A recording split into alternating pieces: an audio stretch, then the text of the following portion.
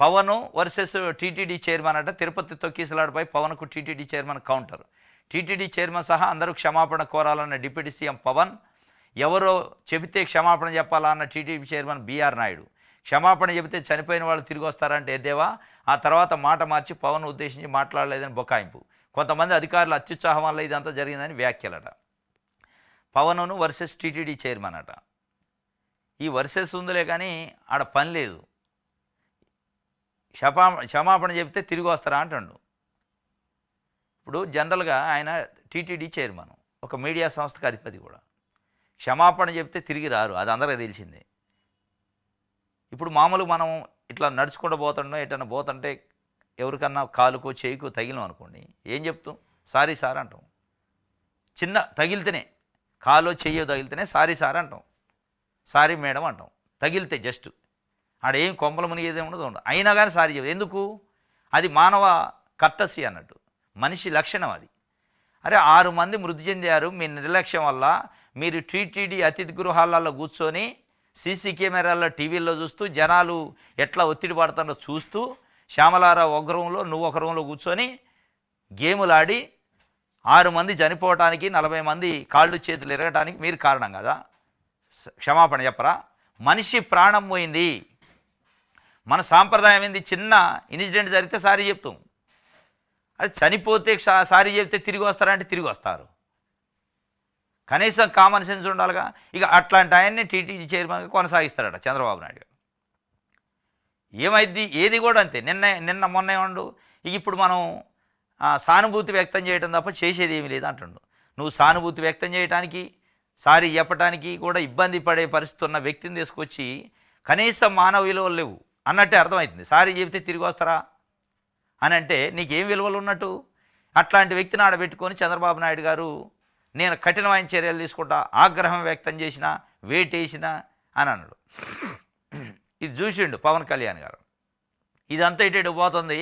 నేను తిరుపతికి పోయి తిరుపతిలో చనిపోయిన వాళ్ళ దగ్గరికి క్షతగాత్రుల దగ్గర పోయి క్షమాపణ చెప్పిండు. వాస్తవంగా డిప్యూటీ సీఎం హోదాలో ఉండి నేను క్షమాపణ చెబితే బీఆర్ నాయుడు క్షమాపణ చెప్పడు, ఈవో క్షమాపణ చెప్పడు, వెంకయ్య చౌదరి క్షమాపణ చెప్పడు, ఆఖరికి చంద్రబాబు నాయుడు నేను ఏటేసిన ఆగ్రహం అంటాడు కానీ సారీ చెప్పట్లే. ఏం చెప్తే కొమ్ములేమో నిరుగుతాయా అని అడిగిండు ఆయన. అడిగితే ఇదే బీఆర్ నాయుడు ఏమండంటే ఎవరో ఏదో అంటే నేను స్పందించాలా అన్నాడు. ఎవరో ఏదో, ఆయన ఈ రాష్ట్రానికి ఉప ముఖ్యమంత్రి. ఎవరో ఏదో కాదు. ఒకవేళ ఎవరో ఏదో అన్నా కానీ మీరు ఒక పబ్లిక్ దాంట్లో పదవిలో ఉన్నారు. ఒక పవిత్రమైన దేవాలయానికి చైర్మన్ మీరు. మీ టీవీ5కి చైర్మన్ కాదు మీరు. సరే నిజంగానే మీ టీవీ5కే చైర్మన్ అయితే మీ ఇష్టం. మీ ఎస్టేట్కి మీరు చైర్మన్ అయితే వేరు. అది ఒక ప్రభుత్వానికి సంబంధించింది, ఒక సంస్థకు సంబంధించింది. దానికి చైర్మన్ ఉన్నప్పుడు ఎవరు ప్రశ్నించినా సమానం చెప్పాలి. స్వయాన ఉప ముఖ్యమంత్రి వచ్చి తిరుపతిలో 2 చేతులెత్తి మొక్కుతున్నా క్షమాపణ కోరుతున్నా అన్నాక మీకు నిజంగా సిగ్గు శరం ఉంటే మీరు చెప్పాలి ముందు. ఆయన అడిగితే కూడా మీరు మళ్ళీ ఏమంటారు? ఉల్టా క్షమాపణ చెబితే తిరిగి వస్తారా, ఎవరో ఏదో అంటే దారిన పోయే దాని చెబితే నేను చెప్తున్నా అంటివి. అంటే నీ అహంభావం ఏంది? నీకున్న విలువలేంది? ఇగో ఇట్లాంటి వాళ్ళు, బీఆర్ నాయుడు లాంటి వాళ్ళు టీటీడీ చైర్మన్గా అర్హత లేదు అనేది స్పష్టంగా ఇవాళ 5 కోట్ల మంది ఆంధ్రప్రదేశ్ ప్రజలు మాట్లాడుకుంటున్నారు. నువ్వు ఇంత ఇన్సిడెంట్ జరిగాక కూడా ఓపెన్గా బరి తెగించి మాట్లాడుతుంటే రేపు 5 సంవత్సరాలు ఏం పరిపాలన చేస్తున్నావు టీటీడీని? పవన్ కళ్యాణ్ గారు సారీ చెప్పాలి అని డిమాండ్ చేయడం కాదు, రిజైన్ చేయాలి అని డిమాండ్ చేయాలి. రిజైన్ చేయాలి. మీరు దీక్ష చేయండి. కల్తీ లడ్డు విషయంలో దీక్ష చేశారు, ప్రాయశ్చిత్త దీక్ష. ఇప్పుడు చేయాలి అసలు ప్రాయశ్చిత్తం. ఇప్పుడు మనుషుల ప్రాణాలు పోయినాయి. మనుషుల ప్రాణాల కంటే ఏది విలువైంది లేదు ఈ భూమి మీద. అధికారం లెక్క కాదు, పార్టీలు లెక్క కాదు, పదవుల లెక్క కాదు. అవసరమైతే మీరు అల్టిమేటం ఏంటి, నేను డిప్యూటీ సీఎంకి రాజీనామా చేస్తాను, మీరు చేస్తారా లేదా అని చెప్పి అప్పుడు చంద్రబాబు నాయుడు గారు దిగి వస్తారు. ఎస్, మీకు ఇమేజ్ పెరిగిద్ది. ఇవాళ ఒక 6 మంది ప్రాణాలు పోవటమే కాదు, ఇది ఒక పవిత్రమైన స్థలం. అది ఒక పవిత్రమైన స్థలంలో చరిత్రలో ఎప్పుడూ లేని విధంగా 6 మంది ప్రాణాలు టీటీడీ చైర్మన్, ఈఓ, ఏఈఓ నిర్లక్ష్యం కారణంగానే పోయినాయి అనేది స్పష్టంగా మీకు అర్థమవుతుంది. మీరు చెప్పారు వాళ్ళ నిర్లక్ష్యమే అని మీరు చెబుతున్నారు. నిర్లక్ష్యం చేసిన వాడిని ఏం చేయాలి? తీసేయాలి, రాజీనామా చేయాలి.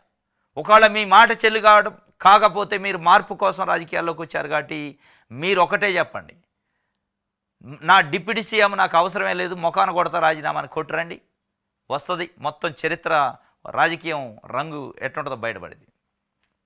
ఇదే మీరు చేసేది. ఏమైంది సారీ చెప్తే? ఎవడో అడిగితే నేను సారీ చెప్పాలనా?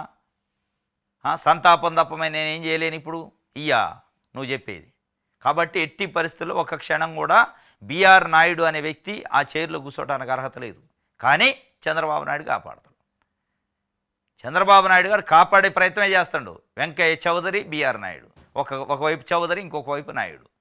సరే మీ కులం వాళ్ళు ఉంటే ఇంకొక పదవి ఇచ్చుకోండి సార్, అది ఒక పవిత్రమైంది. కొన్ని ప్రపంచంలో కొన్ని కోట్ల మంది ప్రజలకు సంబంధించిన వ్యవహారం, అది ఒక సెంటిమెంటు. అక్కడ ఒక 6 మంది మృతి చెందారు వాళ్ళ నిర్లక్ష్యం వల్ల అంటే ఎంత అపవిత్రం, అది ఎంత అపవిత్రం.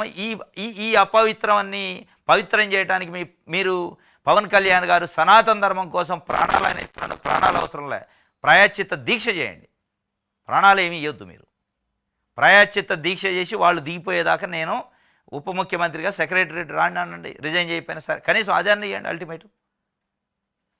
ఇది సామాన్య భక్తులు ప్రాణాలు కోల్పోయారు, అయితేనే మనోళ్ళు సేఫ్ కదా, ఇక కేసు క్లోజ్ చేద్దాం. సీఎం చంద్రబాబు తేల్చి చెప్పారు, క్లోజ్ చేయటం కాదు, బిఎన్ఎస్ యాక్ట్ 194 సెక్షన్ కింద కేసు పెట్టారు. పెట్టాల్సింది 105